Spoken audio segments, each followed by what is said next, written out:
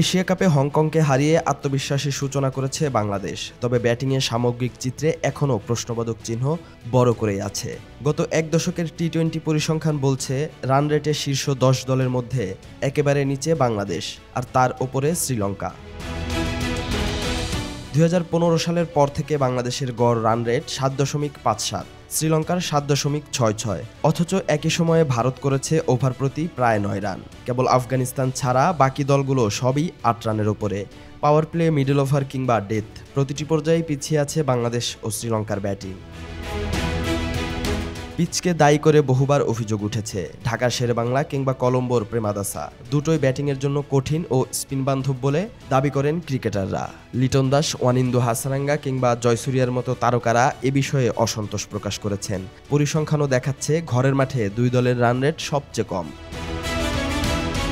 তবু শুধু পিচ দায়ী কিনা সেটা নিয়ে প্রশ্ন থেকেই যাচ্ছে, কারণ দেশের বাইরে খেললেও বাংলাদেশ শ্রীলঙ্কার রান রেট খুব বেশি বাড়ে না। যেখানে অন্য দলগুলো বিদেশের মাটিতে গড়ে 1.5 রান বেশি করে, সেখানে বাংলাদেশ শ্রীলঙ্কা অনেক পিছিয়ে।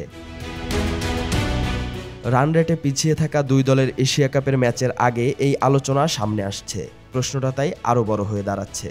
এই লড়াই কি তাদের সীমাবদ্ধতার কোনো উত্তর দেবে, নাকি একই সমস্যার প্রতিফলনই আবারও চোখে আঙুল দিয়ে দেখিয়ে দেবে?